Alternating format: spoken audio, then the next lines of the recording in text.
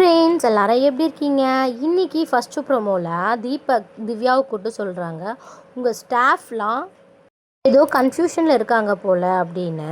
அதுக்கு மஞ்சுரி சொல்கிறாங்க, நாங்கள் கெஸ்ட், எங்களுக்கு சர்வீஸ் தேவைப்படுது அப்படின்னு சொல்லிட்டு இருக்காங்க.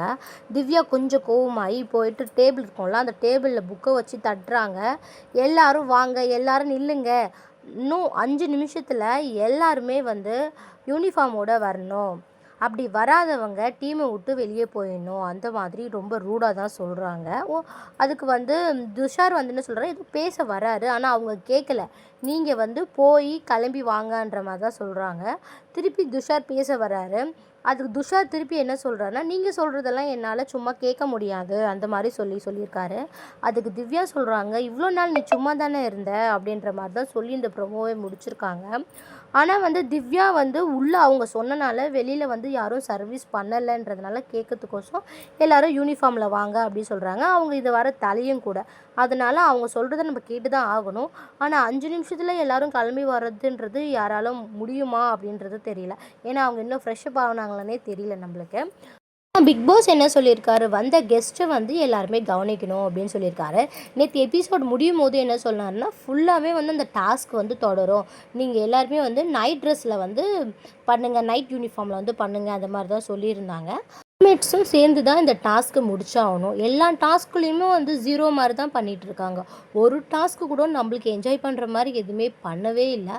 சரி, இந்த டாஸ்க்காவது பண்ணுவாங்க சொல்லிட்டு தான் பிக் பாஸ் உள்ளே 3 பேர் அனுப்பிச்சிருக்காரு.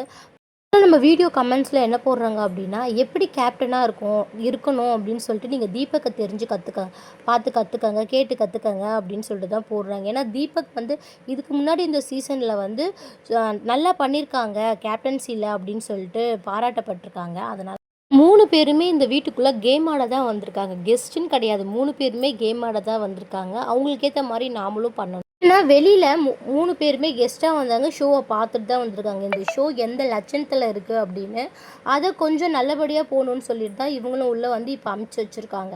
அதனால எல்லா ஹவுஸ்மேட்ஸும் சேர்ந்து மொத்தமாக இருந்து இந்த டாஸ்க்கை முடிச்சு கொடுக்கணும். ஃபுல்லாகவே அந்த கேப்டன் மேலேயே திருப்பியும் விட முடியாது இல்லையா? அவங்களும் எவ்வளோ தான் பார்ப்பாங்க, அதுவும் புதுசாக வந்திருக்கவங்க வேறு. ஃபுல் இதுவையும் அந்த பொண்ணு மேலே வச்சு காட்டுற மாதிரியே இருக்குது. இந்த பார்வதிலாம் நேற்று நடந்துக்கிறத பார்த்தாலே சிரிப்பு தான் வந்துச்சு. ஏன்னா அவங்க அந்த பொண்ணை பேசவே விடவே இல்லை. ஆனால் பார்வதி கேரக்டர் அந்த மாதிரி தான் நம்மளுக்கு எல்லாருக்குமே தெரிஞ்ச விஷயந்தான். பார்வதி இல்லைன்னா அந்த ஷோவே ஒழுங்காக போகாதுன்ற மாதிரி தான் நம்ம எல்லாருக்கிட்டையும் பேசிகிட்டு இருக்கோம். ஏன்னா அவங்க இல்லைன்னா ஒரு எபிசோடு கூட கொஞ்சம் நல்லா இருக்கிற மாதிரி இருக்கவே இருக்காது. நான் சொல்கிறது கரெக்டானு சொல்லிட்டு நீங்கள் கமெண்ட்டில் சொல்லுங்கள். அப்படி இல்லை வேறு யாராவது இருக்காங்க அப்படின்னாலும் மறக்காமல் கீழே கமெண்ட்ஸில் சொல்லுங்கள். ஓகே ஃப்ரெண்ட்ஸ், இந்த வீடியோ பிடிச்சிருந்தா மறக்காமல் ஒரு லைக் பண்ணிவிடுங்க. அடுத்த ப்ரோமோவில் என்ன நடக்குது அப்படின்னு சொல்லிட்டு பார்க்கலாம். பாய்.